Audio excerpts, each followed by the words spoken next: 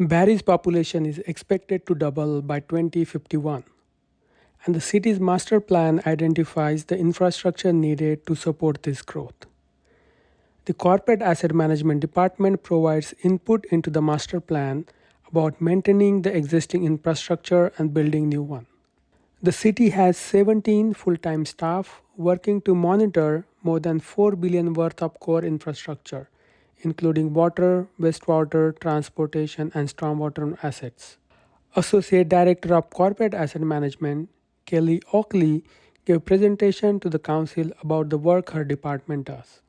During the meeting, an amendment to the procedural bylaws regarding in-camera meeting was discussed and passed unanimously.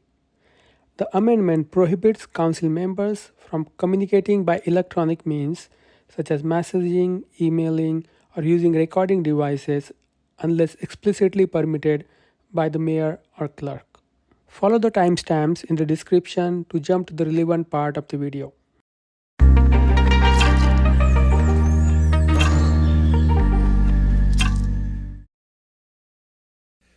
Number one, the first item on the agenda is the consent agenda. For the consent items, I'll read out the title associated with the recommended motions printed on the agenda. Members of General Committee may ask that an item be held to discuss the matter further. If an item is not held, the motion is deemed to be approved on consent.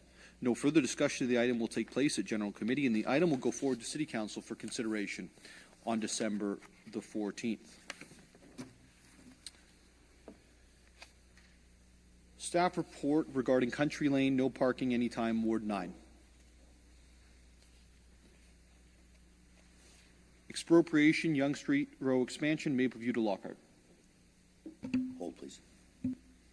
Deputy Mayor Thompson.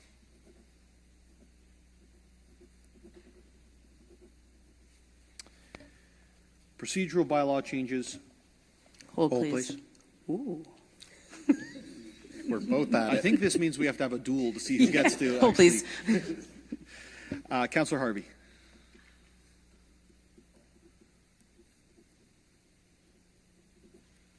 Surplusing of city-owned property, 145 Loon Avenue, Ward 9. It's approved on consent.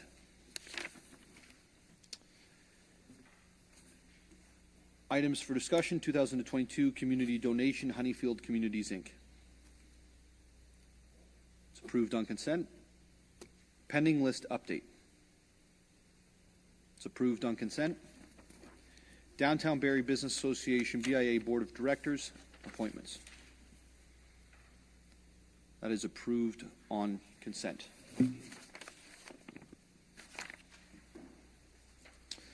As there's no public meetings, we will move to the presentations by staff, officers, agents of the corporation portion of the meeting. There is one presentation this evening concerning a 101 on corporate asset management, a 101 on corporate asset management. I will now call upon Kelly Oakley, Associate Director of Corporate Asset Management, to provide the presentation. Thank you for the presentation and the information you're going to provide us. And not yet, but you will. We have faith.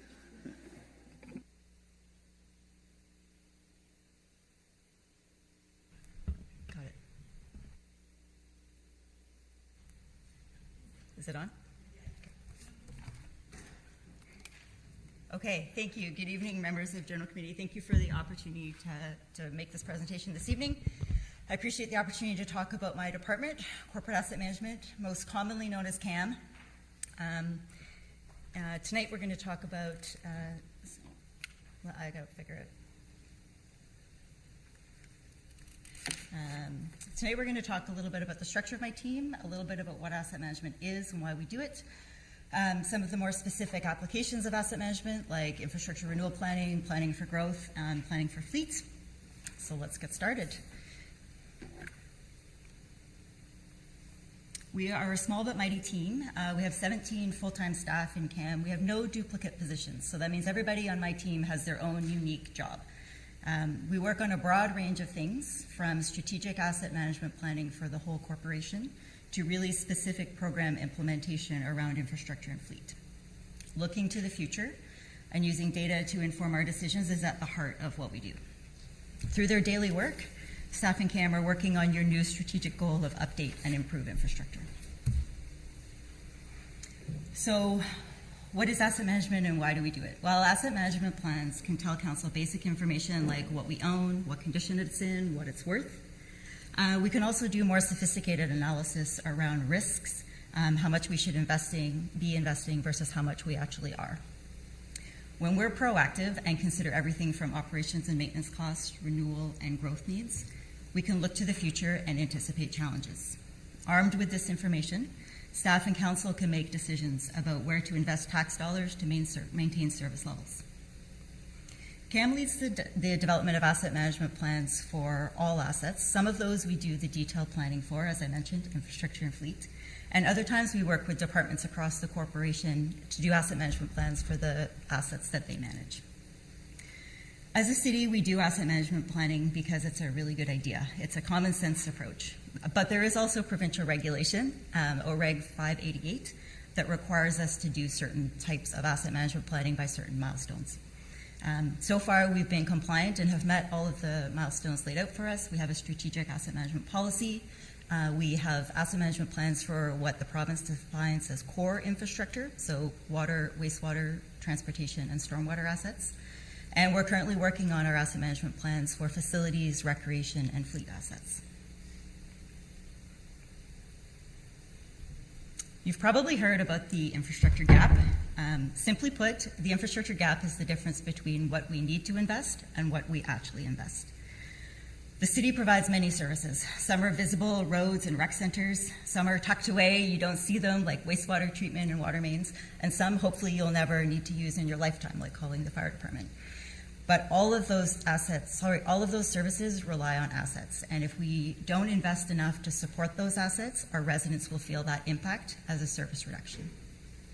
So, at a high level, these are the concepts that guide our asset management work at the city. And I mentioned in CAM, we have folks that are working specifically on infrastructure, so we'll spend a bit of time on that. Owning over $4 billion worth of core infrastructure comes with a lot of responsibility. And one of the key things that CAM does is plan for the renewal of that infrastructure. That work starts with developing the standards to which our infrastructure is designed and built. And then we start collecting data. So we manage condition assessments of our road and sewer networks. We hire structural engineers to inspect our bridges every 2 years. We hire a contractor to put CCTV cameras in our sewers so we can tell what condition they're in. Excuse me. We work with all of this data daily. We also grab information from our operations teams, like where they've done reactive repairs on water mains and where they have potholes. And we gather all of this information and we use GIS and we layer it all up and we can look at a map and we can see where the infrastructure needs exist throughout the city. When you look at it on a map, you can see where there are right-of-ways that need to be fully replaced. Everything is in poor condition. You can also see other areas where you maybe just need to line a water main or just put a new surface on the road. So once we've got all this information, we prioritize the most critical needs, and that's what makes it into the capital plan. I'll just take a quick minute to highlight some of the great asset management work that's happening outside of CAM. I did mention that our operations teams are tracking their repair work.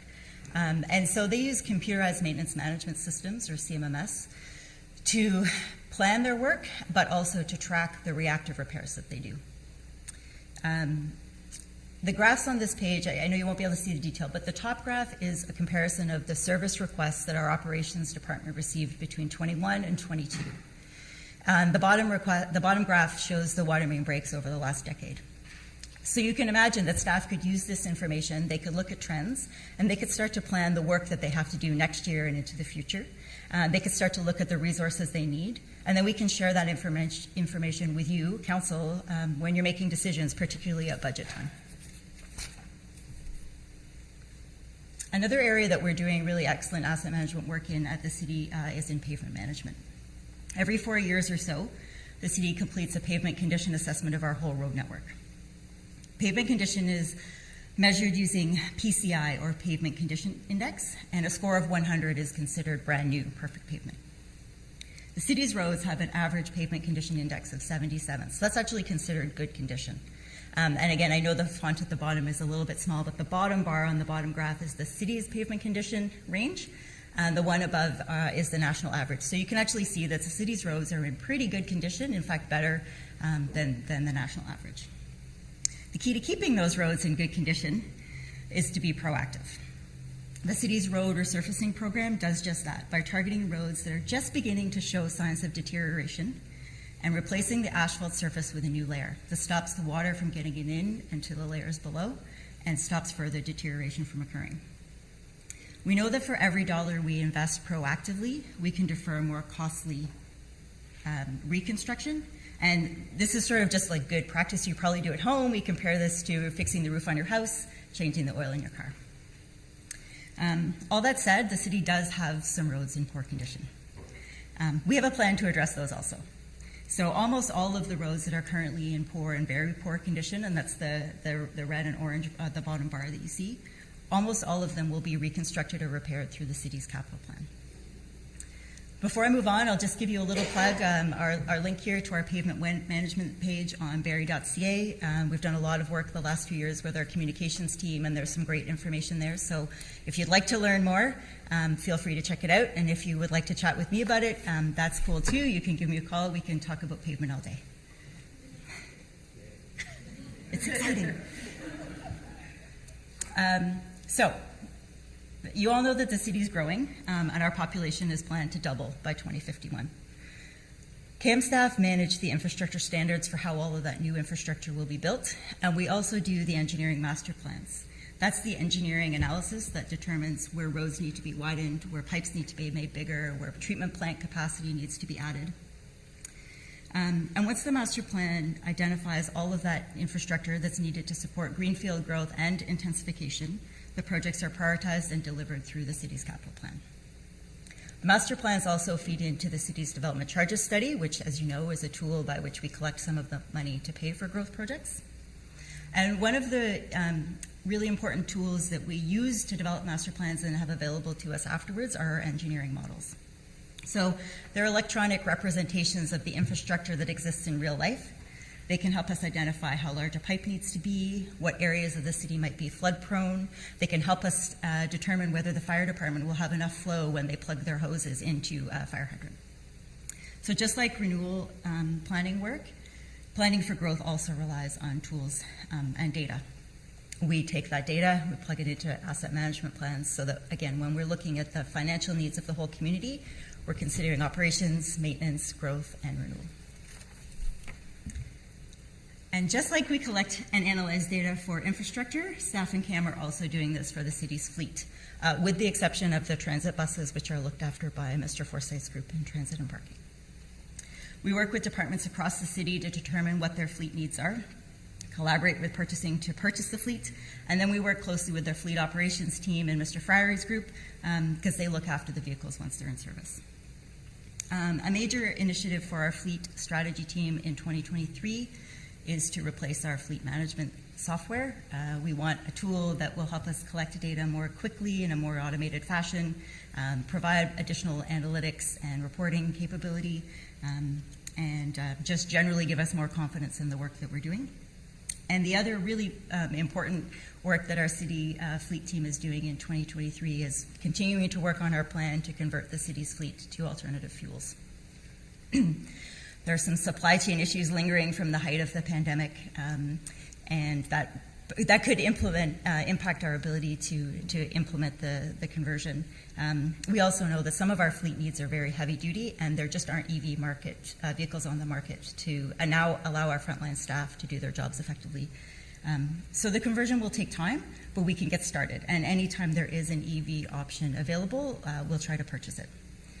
A recent example of that are the electric ice resurfacers that are now in use at East Bayfield. So, as I wrap things up, hopefully you have a bit of an idea of what CAM does. Our work is really varied, it's really important, and we work with a lot of departments across the corporation. I want to leave you with a few takeaways. The concept of asset management as a journey is key. We aren't at the same place for all of our assets and service areas, but that's okay. We will always be improving. The city has opportunities to reduce the infrastructure gap. One way is to invest more.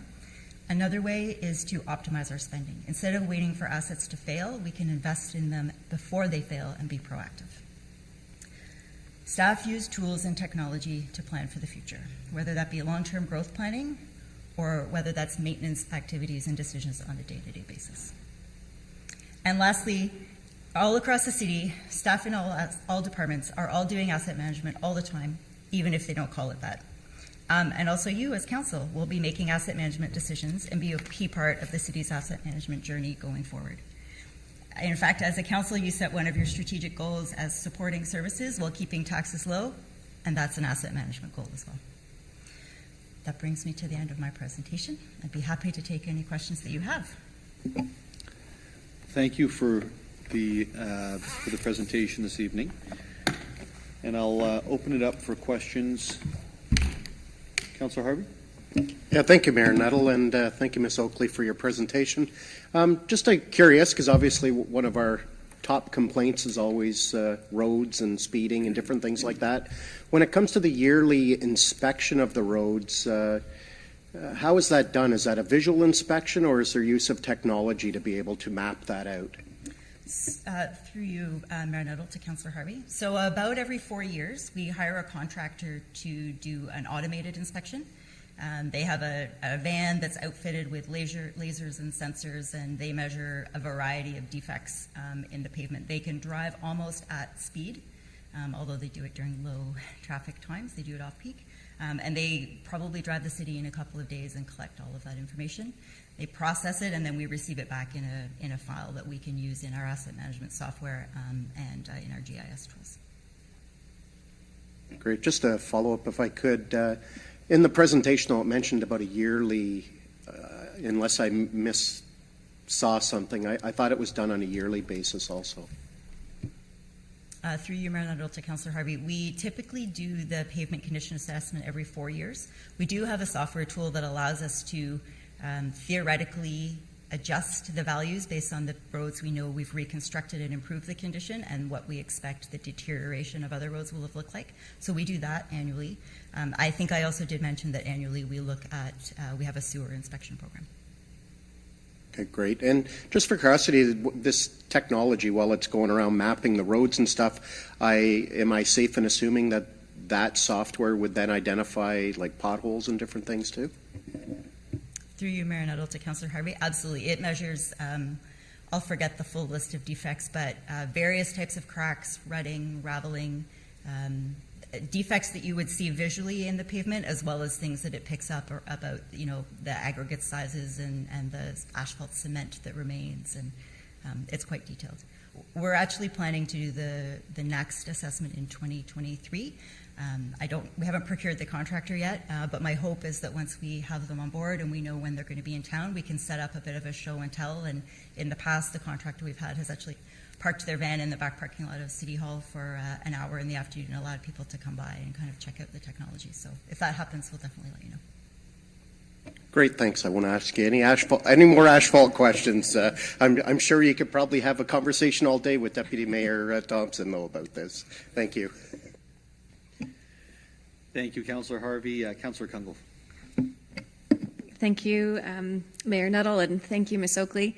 2 questions. The first one, in reference to the fleet management software that you identified as kind of a target for 2023, could you remind me if that's a piece we've previously got in the budget and approved and it's being implemented, or is that something to watch for in the budget upcoming? Through you, Mayor Nuttall, to Councillor Kungl, the funds for that project are already approved.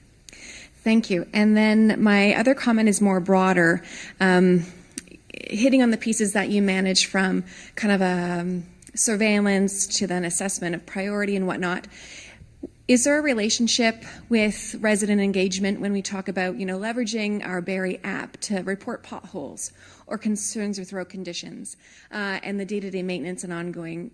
Does that data and information that residents provide that might kind of highlight several complaints or ongoing patchwork for certain areas in the city, does that feed into the data that you get in any way, or is there a relationship about, how that assessment's done, or is it solely done tied to your process that you were just describing around procuring it, doing the drive-through of the actual city ward areas, and then coming up with that assessment? Through you, Mayor Nuttall, to Councillor Kungl. So we have access to the service request and work order data from our City Works maintenance management system that the operations team use. So we can access that data about where there are a lot of potholes and where there are a lot of reactive repairs. Thank you. And then finally, I'll frame it as a question, if need be, but really it's a compliment around a resource that I would love to see continued to be used. And so I believe it was last year, you conducted a public-facing video for residents about what is asset management. And I thought it was very effective about an understanding around just the city's responsibility, what that means from our investment. I think it was helpful for residents to think a bit about what we do around maintenance and repair and where that comes at a taxpayer support to some degree. Is that being used and leveraged again in the coming year? Through you, Mayor Nuttall, to Councillor Kungle, the video is still up on the website, and I can certainly work with our communications team to see if they want to do some social media posts or something like that. Thank you. Or if there's a timing, even in the spring when we're coming out of the thaw, and usually at least when I'm getting more complaints about potholes and other things tied to the impacts of winter, that might be a good timing if it makes sense. But I would love to see that kind of brought back into some of our social if possible. I thought it was a great benefit.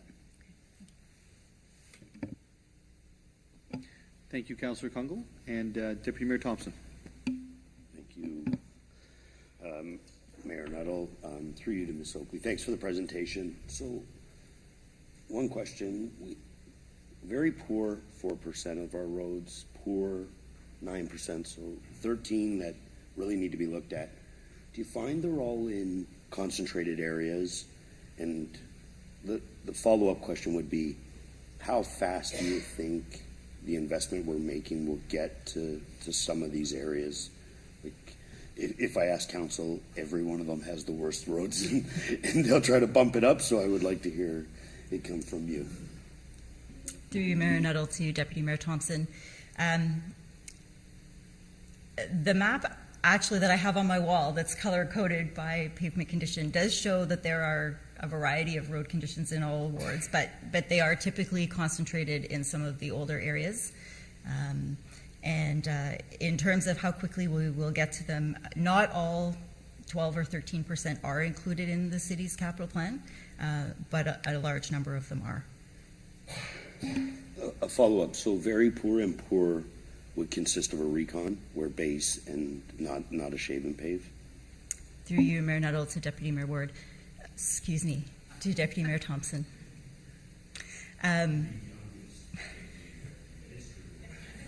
That's what I meant. That's what I meant.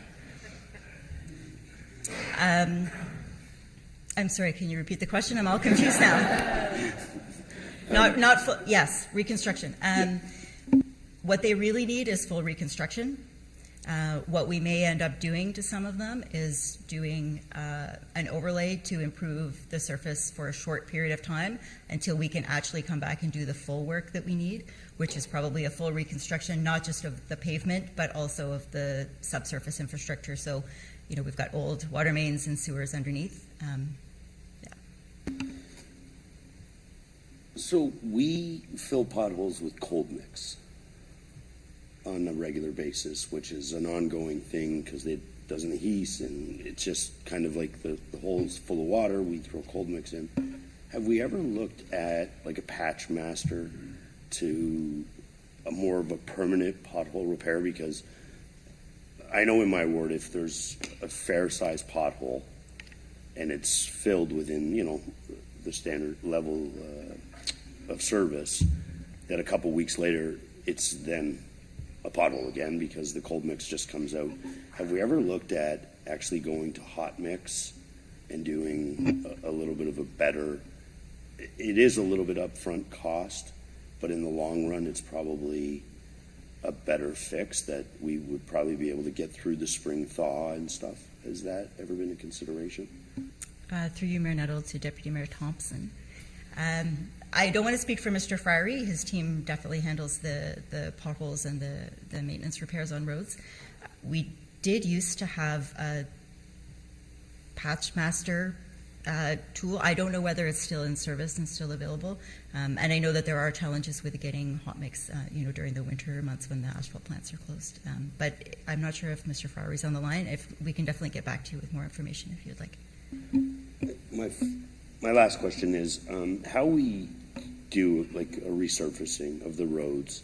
Are we using the same kind of thought process for like our water mains and stuff before they're breaking because of the repair. Like you can realign them now, non-excavation. Like, is that some of the asset management your team's taking on? Through you, Mayor Nuttall, to Deputy Mayor Thompson, absolutely. The capital plan also includes our road resurfacing program, but it also includes a water main rehabilitation program and a sewer rehabilitation program.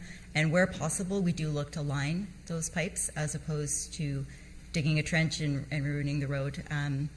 Sometimes there are different circumstances in every right-of-way, and sometimes it doesn't make sense. But definitely where we can employ those technologies, we do. Thank you. Thank you, Deputy Mayor Thompson. Are there any other questions? I think Councillor Harris, and then we'll go back to Councillor Harvey. Yeah, thank you, Mayor Nuttall. Through you to Ms. Oakley. Thank you, Ms. Oakley, for the presentation. I'd be remiss if I didn't ask this question on behalf of the residents of Ward 8 who don't have some of the assets that other neighborhoods might have, and particularly in Slide 6 it talks about the condition, age, and risk of current assets, and Slide 9 talks about inclusion of items in the capital plan for future assets. But we have the most neighborhoods still without full urbanization. For example, we have folks that are still on septic. So I know it's hard to do everything. That's understood. How does the neighborhoods who don't have that full level of service factor in when you look at the capital plan and try to prioritize the many competing interests as far as infrastructure needs? Excuse me, through you, Mayor Nuttall, to Councillor Harris. That's a great question. And so we've actually done quite a bit of work to try to identify the age of a lot of the septic systems throughout the city. And so we really try to, our goal would be to provide servicing at the optimal time before too many residents need to replace their septic systems. That's not always the case, but that would certainly be our goal. And then the challenge, as you alluded to, is that while we're installing a sanitary sewer, we typically have to reconstruct the entire right-of-way, and that includes the road and sometimes the addition of sidewalks and streetlights and all of those things. So it does become costly to do that type of work. We do consider the risks associated with the other infrastructure that's in the right-of-way, and we try to fit them in. A number of the locations that don't have the sanitary servicing are actually in our capital plan. They're towards the end of the capital plan, but we have identified them, and we have an approach to sort of try to get to them when we can. Yeah, thank you. I appreciate that. And maybe just the challenge is, I guess, some of them, they're in the plan, but they get bumped. I guess that's the challenge, right? And those who've lived in those areas for a while, the answer they're in the plan is somewhat comforting, but the plan continues forever and a day as the city continues. So that's, I guess, part of the challenge. But thank you for the answer, and something that we could hopefully be mindful of. So appreciate it. Thank you, Mayor. Thank you, Councillor Harris. Councillor Harvey. Thank you, Mayor Nuttall. I'm going to backtrack on my I'll never ask you another asphalt question, because through some of the questions it spurred another thing. I know typically the process right now is you grind it, it gets hauled away by trucks, and then fresh new pavements put down. Has there ever been any examination on the cost savings when it comes to, I can't remember what the machine's called, but it's this big long thing where the asphalt is recycled and a certain amount of new asphalt is mixed in with what's ground up. And it's my understanding it's significant cost savings, and they do it in other provinces. Does that meet standards here in Ontario, and is that something that we've ever looked at? Through you, Mayor Nuttall, to Councillor Harvey. You might be talking about the process of pulverizing, and we have done that in the city. There are asphalt standards that limit the amount of recycled material you can put in and still expect to get good performance, but it's a cost savings and an environmental benefit if you can do that. Certainly we do. It works much better on rural cross-sections where there is no curb and it's just a ditch. Just the nature of the equipment. So you may have seen it in some areas, sort of in the south part of the city. Just a quick follow-up then. So it would not work in an urban area like ours then? Maybe more so out on like the far end of Essa Road just before it connects with 27. Is that what I'm hearing, or is it something that we could look at in our urban areas? Through you, Mayor Nuttall, to Councillor Harvey. I'll have to chat with our construction folks about whether you can actually do it. I think it definitely is a challenge when you have a road that has a curb on it. But we do have a number of roads in the south part of the city that just have ditches. And typically, I would say that it's going to work if you're doing just that pavement surface. And if you're obviously doing work on the subsurface, the pipes underneath, then it's not a suitable solution. Great, thank you. Councilor Morales. Thank you, Mayor Nuttall. CEO Press probably knows where I'm going to go. I always, that's the one. Infrastructure gap. Ms. Oakley, thank you for the presentation. As you know, I always ask these questions because I see the kind of long-term picture, and I've educated myself on urbanism principles and looking at the long-term sustainability of our assets. So here's an actual question, through the mayor to you. If we approve too much low density, and what I mean by that is your single detached home street that's going in Ward 9. I'm going to personalize it a bit. If we approve too much low density, do we run the risk that we build out roads, like the ones that are currently being built, that we build out roads and infrastructure that does not have the DCs and the tax rolls to pay for said infrastructure in the 20 years, 40 years, and 60 years into the future because of the makeup of their low density? Do we run that risk if we build too much of that low density? Mayor Nuttall, through you to Councillor Morales. I'm going to defer that question to Mr. Irani-Asandri. Through you, Mayor Nuttall, to Councillor Morales.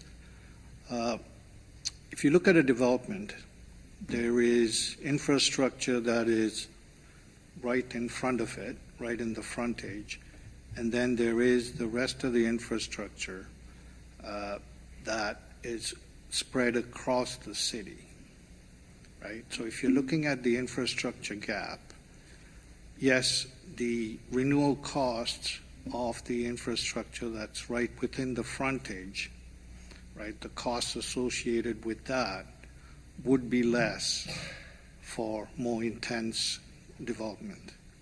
But all of the remaining infrastructure that is spread across the city, which includes some of the transmission infrastructure, some of the treatment infrastructure, and also the highway bridges and all of the major arterial infrastructure, those would still be the same. So, having said that, absolutely, if there's more intense development, I think it's fair to say your asset management costs would be slightly less, for sure. Perfect. And as a follow-up to that, this presentation, this topic always wants to inspire me. Let's build more sustainable assets. And sustainable assets are assets that have the DCs at the beginning and have the ongoing tax rolls to pay for maintenance, repair, expansion, right-of-ways, etc. So, to question to Ms. Oakley or the appropriate staffer, is there a way that we can connect our density targets to our infrastructure reality? And what I mean by that is, if building a dozen more streets in Ward 9 with single-attached homes and semis isn't the best, but maybe replacing one of those with a 4-story mid-rise gets more bang for buck. Like, the ward that probably contributes the most to the overall ship not sinking is Ward 2. The density, it really carries the brunt for everyone else. So I'm wondering, is there a way that we can connect those our density targets with our infrastructure reality, so a future council in 20 years doesn't get to the point where they said, wow, we really missed out the opportunity on putting more 4, 6, 8 stories in Ward 9, and if we had done that, we'd be in a better fiscal place.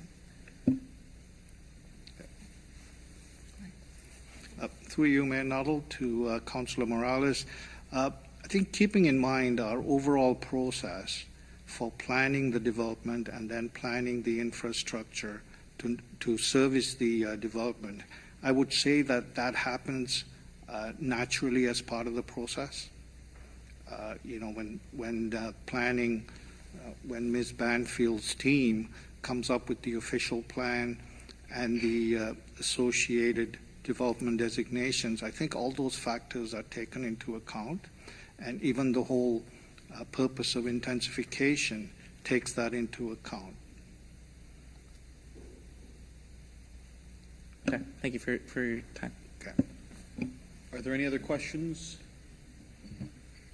I just have a couple, and I put some feelers out earlier in the day. With regards to the infrastructure gap, and this wasn't a feeler put out earlier in the day, with regards to the infrastructure gap, when we see the cost of construction going up so quickly, have we done any calculations on what the infrastructure gap was last year versus this year, just based on an increase in the construction costs? Thank you for the question, Mayor Nuttall. The gap, when we calculate it, is really a snapshot in time, and we're working on improving our tools and our processes so we can update it more regularly in the future. We haven't specifically looked at that factor. And how often do we update it currently? Before we talk about big data, how often do we update it? Thank you for the question. We update it currently when we update our asset management plans. Okay. And they're required to be updated on a 5-year cycle, but our plan, again, is to update it annually. Okay, thank you. I think that, as we're looking at this conversation, or this presentation, I should say, there's a lot that you've brought to the table, but there's also a real cost. Right now, this is kind of the presentation saying the idea that what's missing versus what could possibly, versus what we're actually putting aside to pay for this. And if at some point, maybe through the budget process, if we could try to get an update on what that actually looks like in terms of dollars per year, it'd be something that I think would be helpful for council to understand. Certainly be helpful for me to understand. I don't know about the rest of council, but for me it would be helpful. The other question I had was, there were some key roads, and I don't want to leave any roads out. In fact, when I was on council last time, I remember every year it was a going joke.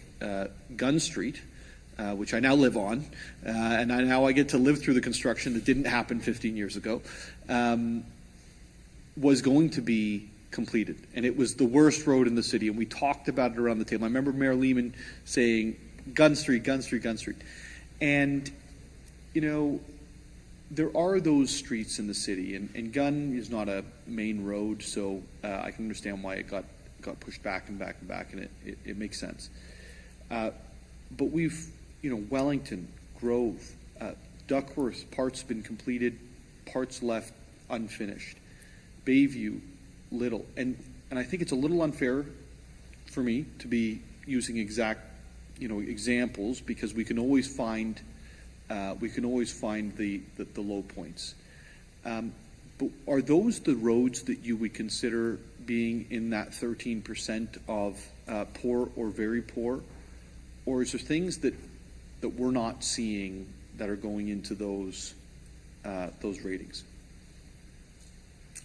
Mayor Nuttall, some of the roads on that list that was sent earlier are absolutely roads that are included in that 13%. There are some sections of some of those roads that are in much better condition.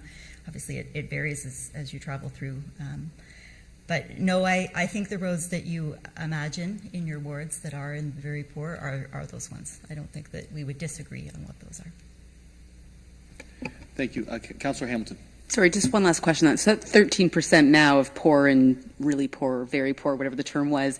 Is there a target we have to keep those at? Like, is it 5%, 8%, 13%, or is it just is what it is, and we fix them when we can fix them, or is there actually a target that we're aiming for to keep it under a certain percent? Through you, Mayor Nuttall, to Councillor Hamilton, we don't specifically have a target for the percentage of roads that we'd like to keep above that threshold that makes them poor or very poor, but we do have a key performance indicator in our performance plan for the city's average pavement condition to be 77, which it currently is, so to maintain that for the whole network, which of course includes some that are brand new pavement, which offsets some of the ones that are poor. I think 0 is the target. Thank you so much for the presentation this evening and for bringing that information to council. And I know I found it very informative. So thank you so much for bringing that to us this evening. With the presentation now complete, we will move past deferred business and reports of reference into staff reports. The first staff report that I have as held is the expropriation of Yonge Street Row expansion, Mapleview to Lockhart.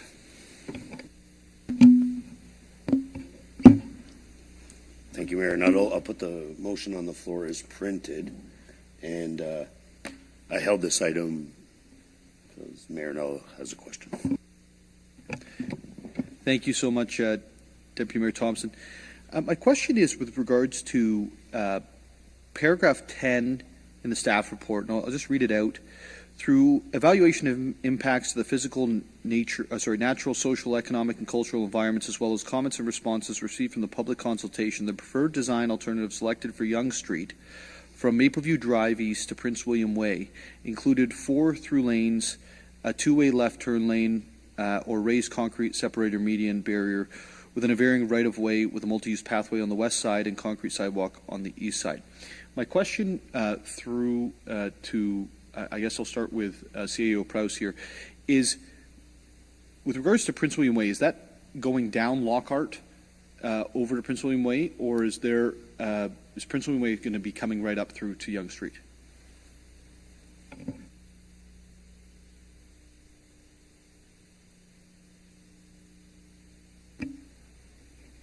Thank you for the question, Mayor Lehman. I'll defer to Mr. Arison. Thank you, Mayor Nuttall, for the question. The reference to Prince William Way is actually a mistake in the report. It should read Mapleview Drive East to Lockhart Road. So, apologies for the mistake. Well, that's okay. Then I will say this then. Once we have the committees in place, Council, there are some conversations I think we have to have around the designs of some of these arterial roads. As the arterial road I wanted to talk about is no longer on the agenda for this evening, I will leave that and see if there's any other questions or concerns regarding the exciting expropriation on Yonge Street. Councilor Morales. Thank you, Mayor Nuttall. Very quick comment, because this may be a committee question, but I just want to commend to staff on the report that on this report. Oh, that's Loon.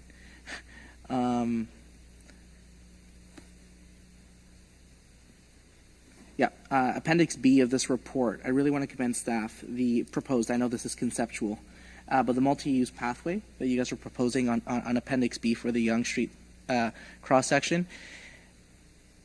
Usually when you go to doors, you hear complaints about infrastructure. I want a sidewalk. I don't want a sidewalk. I want a longer driveway. I don't want my neighbor to have as long of the driveway or across the street. It was resounding support for the multi-use pathway that staff put in the Mapleview widening and expansion. Pedestrians felt safe.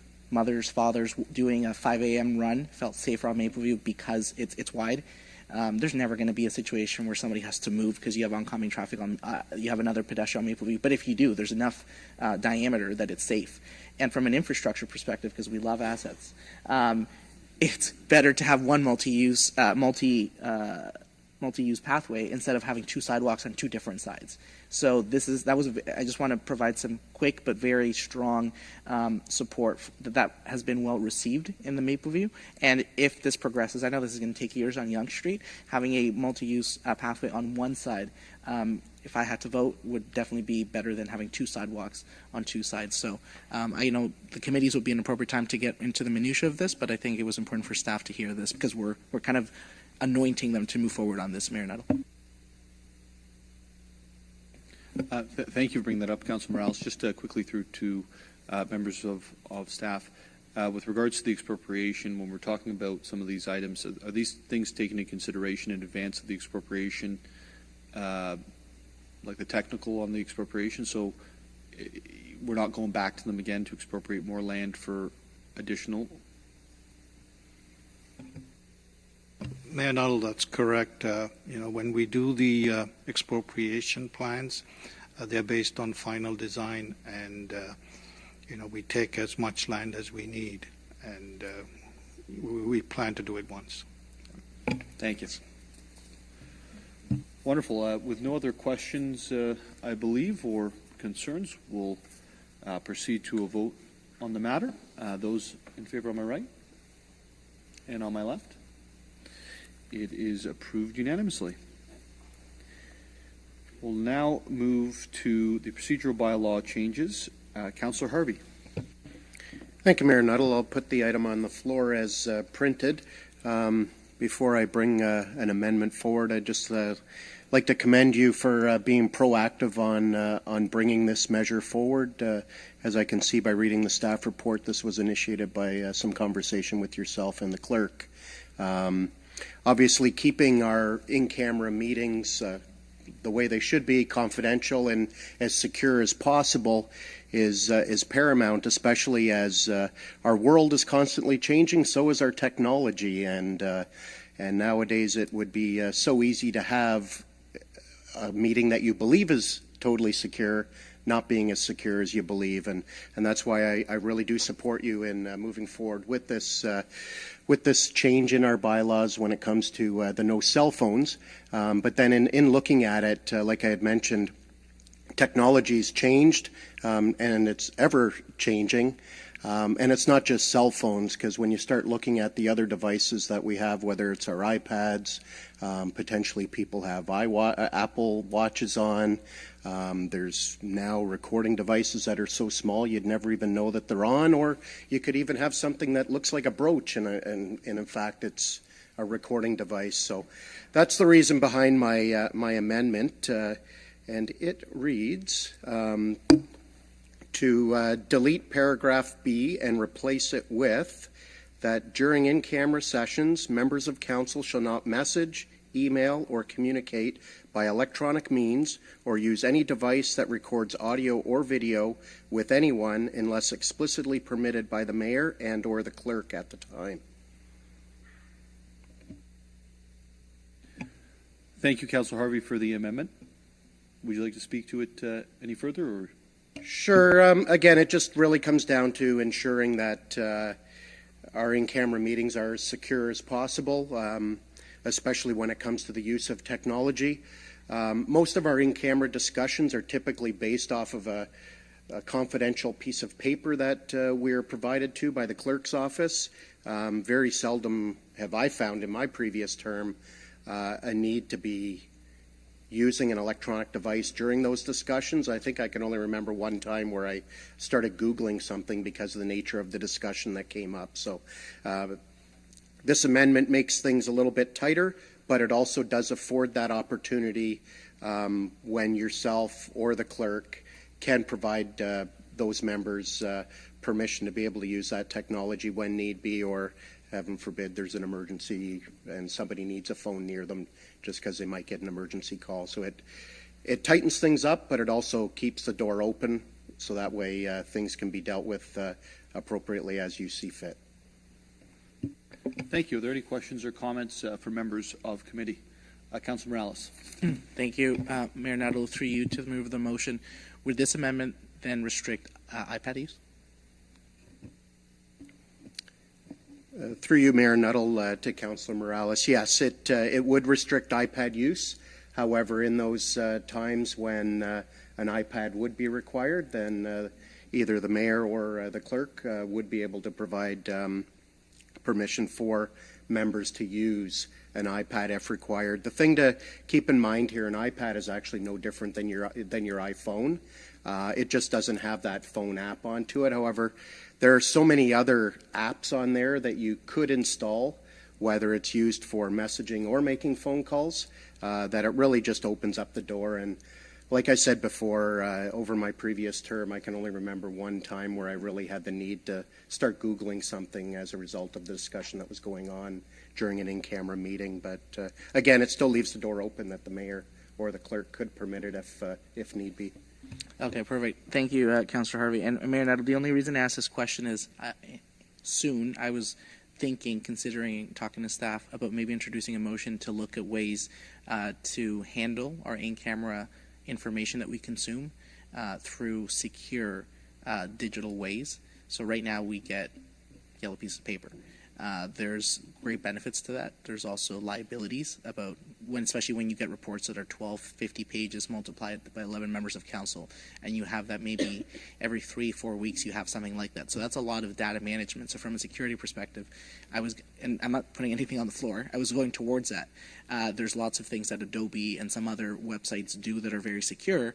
This would kind of prevent that because we would consume that data digitally. So maybe you have to make sure you obviously come to the meeting having read it, but then at the meeting this amendment would essentially zap the iPads. However, since it does leave the leeway for you to provide those exemptions, maybe I'll address it at the time. It doesn't necessarily prevent me from exploring this if there's a good mix. So I'll be supportive of the amendment. Any other questions or concerns? Councillor Coulson. Yes, I'm just wondering, so we're saying that smartwatches are not permitted in closed session now, because I wear one all the time. So do I need to take that off now? Do we need to have no electronic, like you say, electronic devices, but where do we draw the line? So is that the smartwatch is not allowed in camera sessions? I guess the question that you're asking is, is there a recording device related to the device you have in your arm? No, there's not. But sure. But that doesn't mean other people do. Like there could be. So no electronic devices at all. Okay. I just wanted to make that clear because it just came to me that I just dawned on me that like I wear this all the time. I totally forgot. Like, okay. Okay, thank you. Yeah, thank you, Mayor Nuttall. Through you to Councillor Corser, yeah, it would effectively eliminate you from having that iWatch or Apple Watch on because it is capable of messaging. Any other questions or comments? It was a good question. Thank you. Well, then, thank you. I think the only addition I would say to this is that, you know, on the federal level, when we were going into these sorts of meetings, all of the phones, everything you could imagine was taken from you. Many of them were related to budget time for sure, but there was a much more structured environment which that was done, and we essentially deal with budget every time that we are in one of these confidential meetings and dealing with the budget of what's happening at that point. So I think it sends a good message to the market, quite frankly. I think it sends a good message to the professionalism of our team, and I just want to say thank you for those working together to move this forward, because there has been a lot of conversations over the last little while, and I know how seriously each of you take the confidentiality of our in-camera meetings. I know how seriously you take the necessity for that, in that we try to stay public as much as we can. So with that being said, and seeing no other comments or questions, I'll call the vote. All those in favor on my right and on my left. It passes unanimously.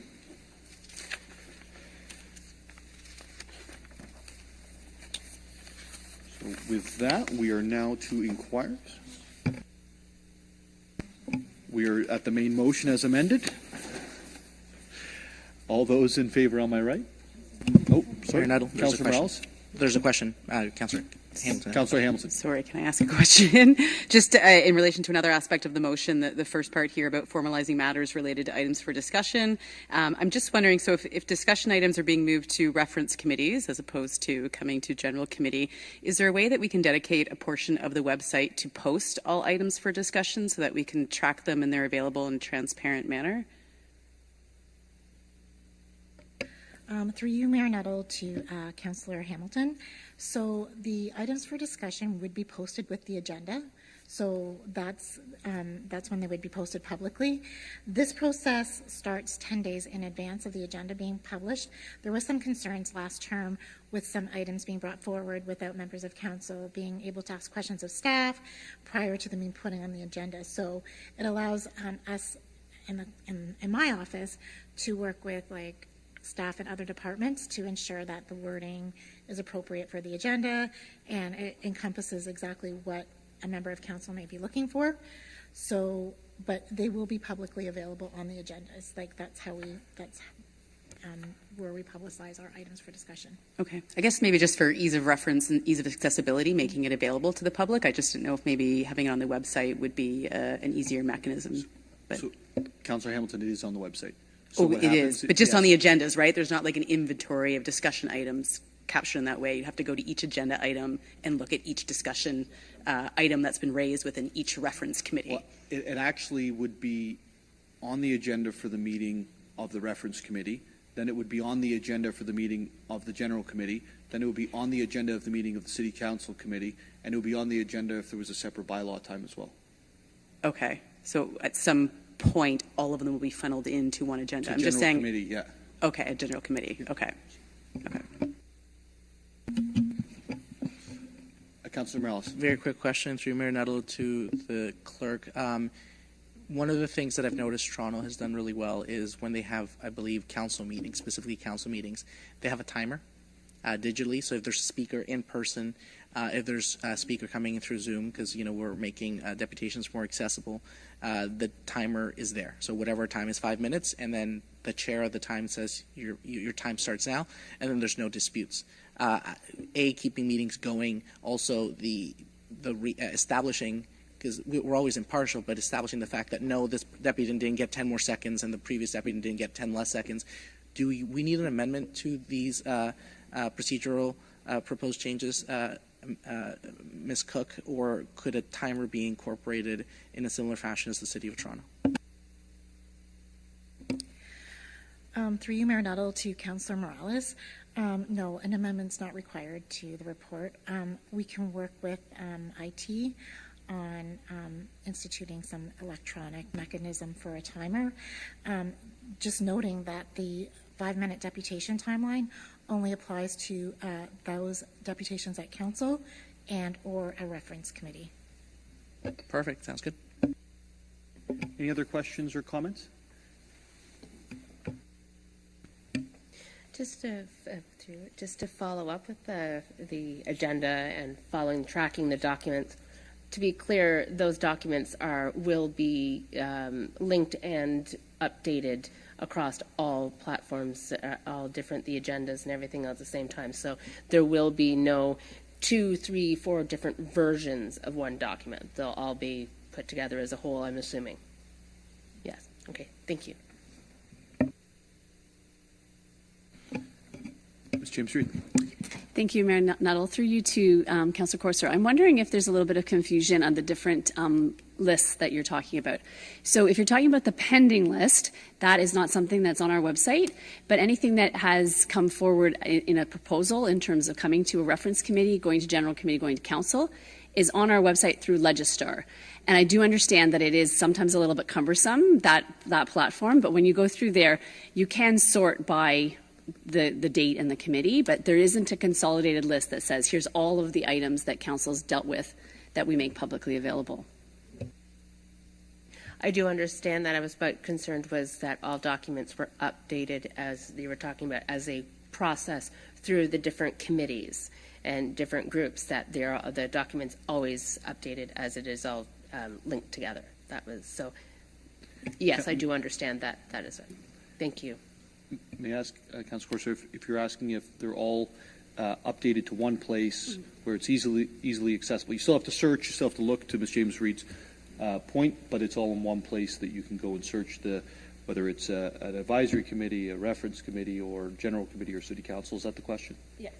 That the documents are actually, as they follow through, they're constantly, like I said, that there wasn't multiple different variations of a document that would be, they were actually updated as once, yes. Right. Deputy Mayor Thompson. Oh. No, Deputy Mayor Thompson. Thank you, Mayor Nuttall. Maybe to a comment Ms. Reed just made, and maybe to the clerk. I had a really good conversation with Councillor Hamilton in regards to this, and I think there was a misunderstanding in the response. This all come from the pending list, as it being a working internal document that's being addressed, and we had probably spoke about this 4 or 5 days ago. I think the question is, could there be a drop-down box on the website of all items for discussion? So tonight's items would be on a drop-down box. They were on this date, and basically the pending list would be now public on an ongoing basis, as the public could see that their counselor did, what they said. They moved a motion on this date, and the response isn't, at this stage, or they would be able to see it's still pending and it's there. Is that something possible, or is that? So it sounds like that you might have struck a chord there.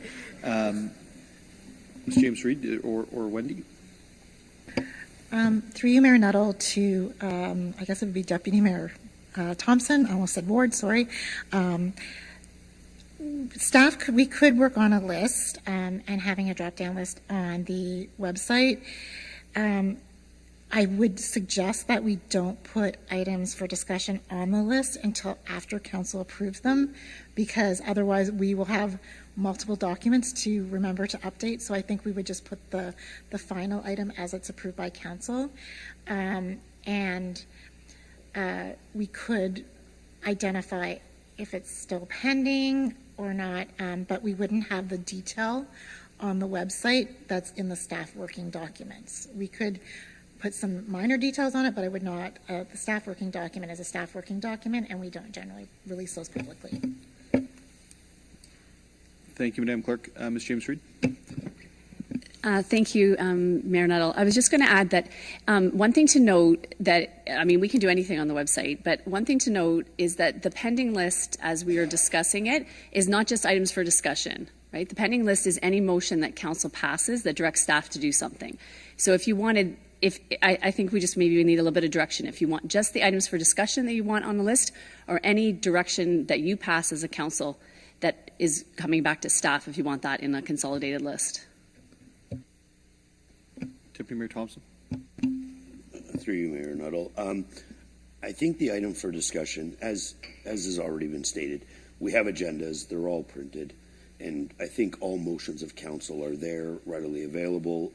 Everything done in here is public, but I think just as a tracking device of the items for discussion, because they're typically individual council's direction opposed to, I know they're ratified as council as a whole, but I think that's some of the concern, just the transparency on the items for discussion opposed to the motions of council. Is that... Yes, thank you for the clarification. Perfect. And Councillor Hamilton, does that meet the request? Yes, thank you, Councillor Thompson, for speaking much more eloquently than I did in asking the question. Thank you. Thank you. So you'd like an amendment? Wonderful. Deputy Mayor Thompson, could you prepare an amendment? Thank you, Mayor Nuttall. An amendment to the procedural bylaw changes that all items for discussion ratified by council be placed on the website. And that would be paragraph C, I believe. Madam Clerk. I think Councillor Morales has a friendly. I have a friendly look. To you, Mayor Nuttall, it wasn't friendly. I was just hoping on helping you wordsmith if you wanted a thing. That all items of discussions brought by members of council to reference committees be posted, because that would delineate the ones that are just the business of council versus the ones brought by councillors. Maybe Ms. James Reed can. I believe it's got to be ratified. Yeah, so ratified, brought forward by members of council and ratified. Yeah. I'll stand corrected from the clerk, but only items for discussion can come forward by a member of council, not from staff. Through you, Mayor Nuttall, yes, only items are from I can't talk.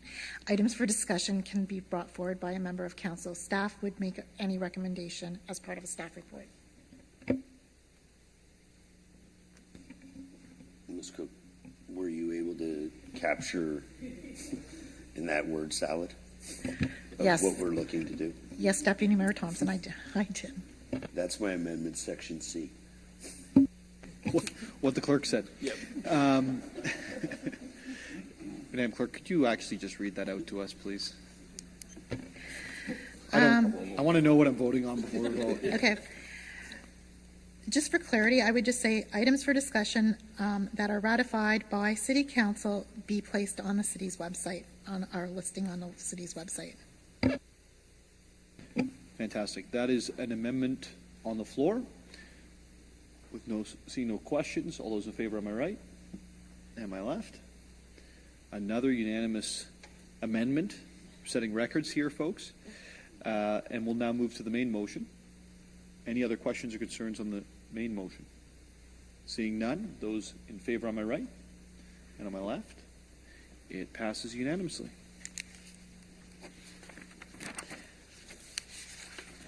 And now we'll move beyond that to inquiries.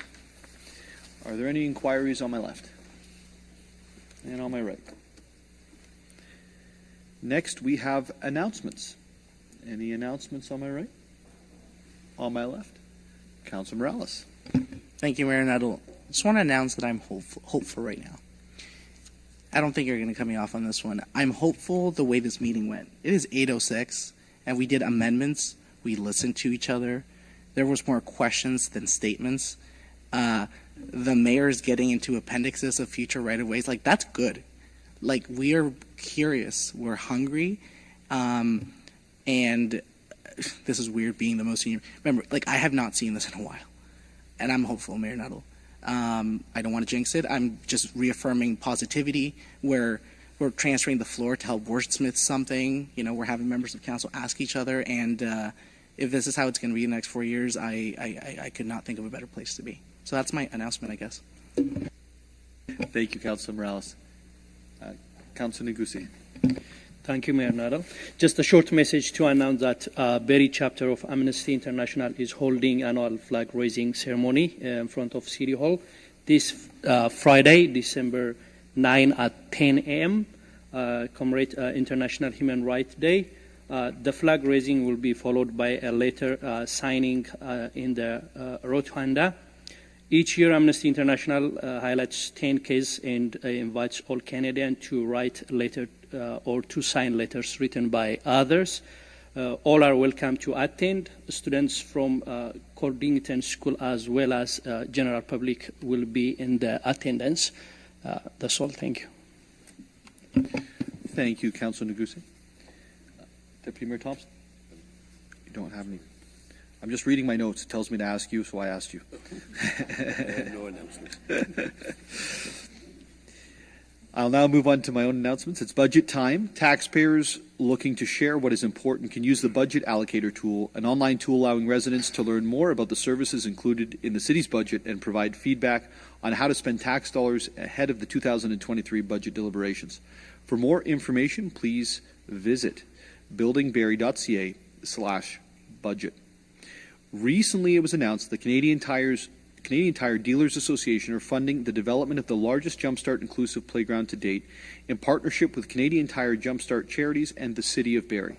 The inclusive play space will be named the Muriel and AJ Beals Family Playground located in Painswick Park and is expected to be complete by summer 2023.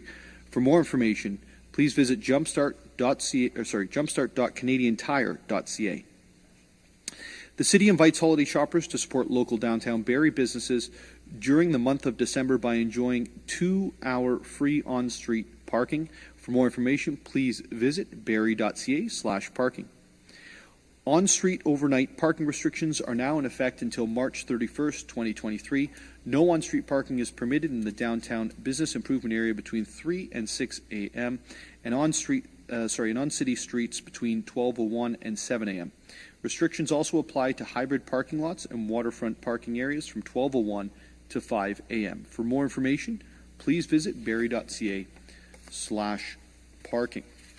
With no more announcements, we'll move to the circulation list.